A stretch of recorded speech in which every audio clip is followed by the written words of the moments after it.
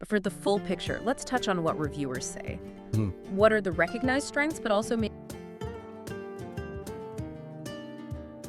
Welcome to the deep dive. We're jumping right in today, cutting through the noise. We want to get straight to the essential stuff you need, our focus.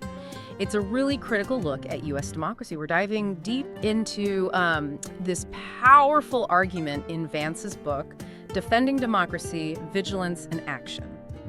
Now, we're not going to read the book to you. That's not the point.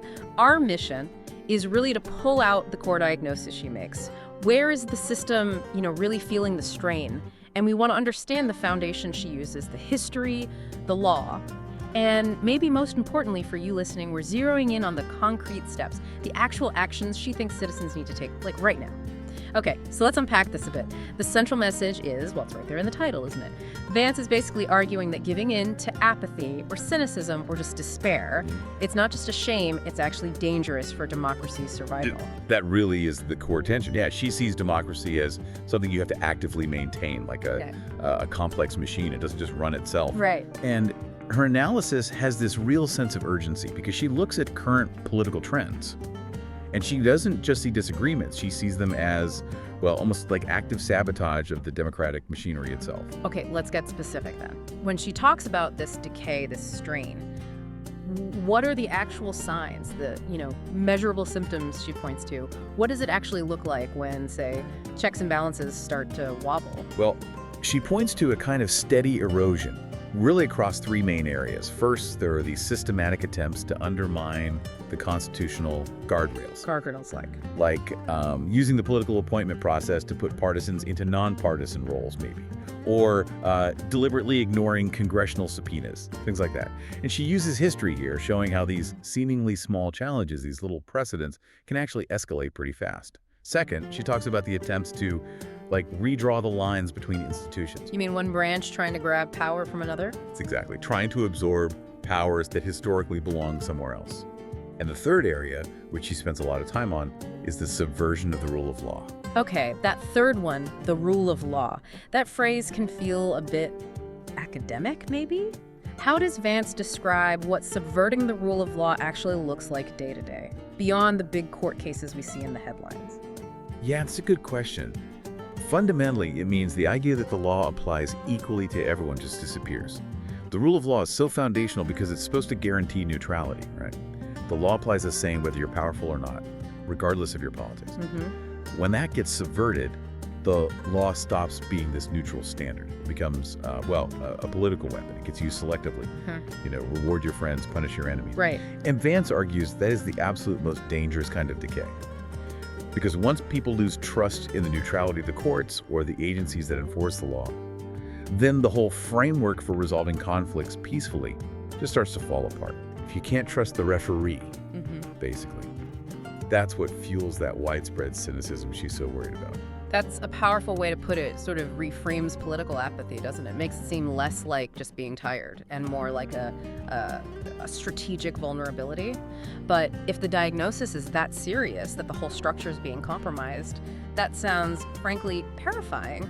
How can Vance possibly expect ordinary people, regular citizens, to fix a problem that seems so huge? Well, that's the pivot, isn't it? That connection between this really stark diagnosis and this, frankly, radical call for everyone to get involved. Yeah. Her argument is that because the pressure is on these norms, these institutional habits, and the legal guardrails, the defense can't just be left to the lawyers or the politicians. It has to be broader. It has to be broader. It needs everyone participating because those norms only hold up if we collectively agree to uphold them, or what we collectively allow them to fail. Okay. So she frames it as both a moral duty, yes, but also a really pragmatic one. Pragmatic how? Think about it. If regular citizens feel overwhelmed, like it's too big, and they just check out, who benefits? Right, people who want less oversight, less accountability. Exactly. Authoritarian tendencies just love that kind of vacuum. Okay, so for the listener who's maybe feeling that anxiety but wants to actually do something, we need the practical advice. Vance goes beyond just saying, go vote, which of course is important, but what are the specific, concrete things she says we should be doing, especially at the local level? Yeah, the focus shifts almost immediately to local civic life. That's key. She sees places like school boards, city councils, even the boards that oversee local elections. Yeah. These are the absolute crucial battlegrounds. Okay, but let me push back on that slightly. Are we really saying that, arguing about library books or local zoning rules, is that truly the same level of defense as tackling huge national issues like partisan gerrymandering or campaign finance? Does Vance really connect those dots convincingly? She argues they're intrinsically linked. Absolutely. Because winning small battles locally, or even just participating locally, does a couple of things.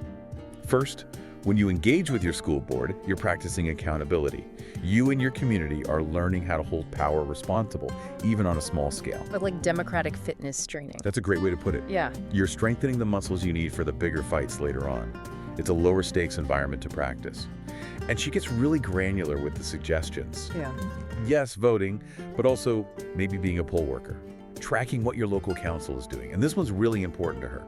Actually talking to people you disagree with across those ideological divides. That sounds hard. It is hard, but she stresses that the ability to just engage civilly, even when you fundamentally disagree, is itself a form of democratic resilience. Refusing to just demonize the other side. That act itself is like a guardrail for the whole system. Wow. Okay, that's quite a list. Voting, maybe running for office, working the polls, having these difficult conversations. I mean, that sounds like a huge amount of effort.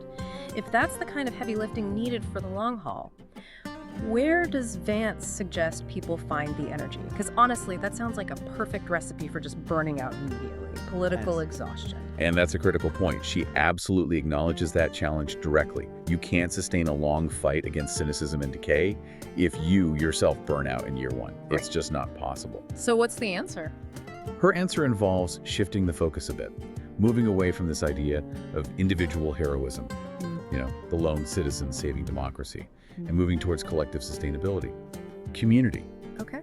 Part of defending democracy, in her view, is actually actively sustaining ourselves.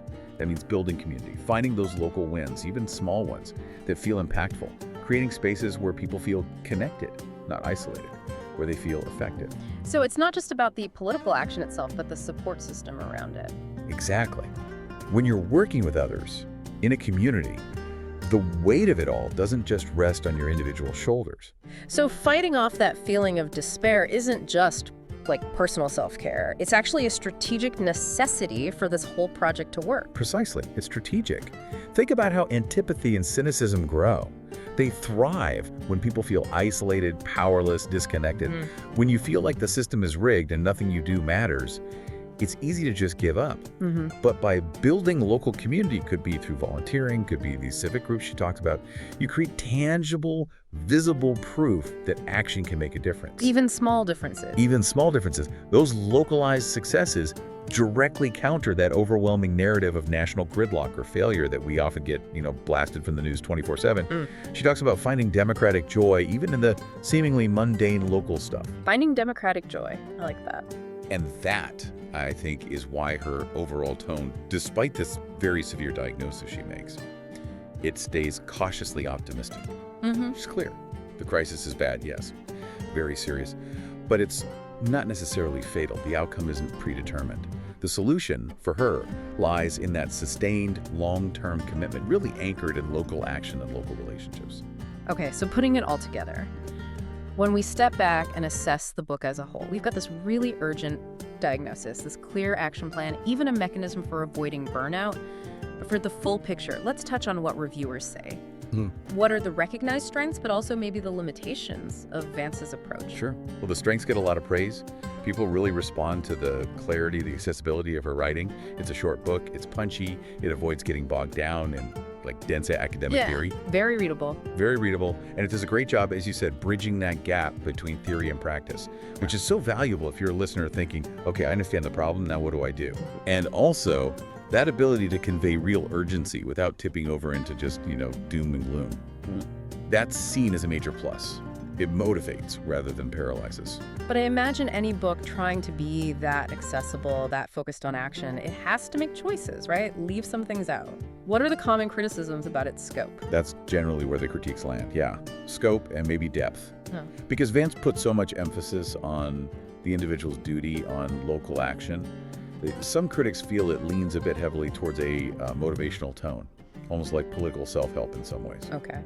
And when critics mention it maybe lacks a deep structural critique, what are they really getting at there? They generally mean that she focuses more on the symptoms the norms breaking down, the rise in cynicism, rather than digging deep into the potential root causes of those symptoms. Such as? Well, a deeper structural analysis might spend more time on things like, say, massive economic inequality, or the influence of money in politics through campaign finance, or maybe systemic issues around race and power, things that arguably create the fertile ground for the widespread cynicism and the democratic erosion she's describing. Right, the conditions that let these problems take root. Exactly. And because the book is relatively short, just over 200 pages, those enormous, really complex problems, they get touched upon, but maybe broadly rather than exhaustively. Her focus stays pretty tightly on the individual and community response to the systemic threats, rather than, say, a blueprint for completely removing those threats systemically. That makes sense. It provides a really helpful, balanced perspective. It sounds like a powerful starting point, maybe a manual for citizen resistance, even if it doesn't offer the solution to every single structural issue all at once. Okay, so to wrap this up for you, the listener, the core takeaway from Vance's analysis is pretty sobering, isn't it? Democracy isn't something we just inherit passively. Vigilance, action, these are the ongoing requirements for it to actually function. And that defense, she argues, really starts locally. It starts with those sometimes difficult conversations and with engaging in places you might normally ignore, like your local school board or town hall. Absolutely. And that piece about sustaining ourselves, building community to fight the burnout, that's such a vital part of her argument. But it does leave us with a really important question, I think, something for you to chew on. Can this kind of purely civic action focused heavily on the local level, can it ultimately succeed in turning back democratic decline if we don't also find ways to address those huge structural factors, economic, political, law, that seem to be generating so much of the cynicism and antipathy Vance warns us about in the first place? That connection, or maybe disconnection, between local action and systemic change, that feels like the critical space to keep thinking about as you consider these ideas. Grab Giving Up Is Unforgivable, a manual for keeping a democracy, by Joyce Vance. Now on sale, $20.95. Don't miss this chance and build good habits and achieve remarkable results. Buy now, today. Like and subscribe for more Bookhaven podcasts.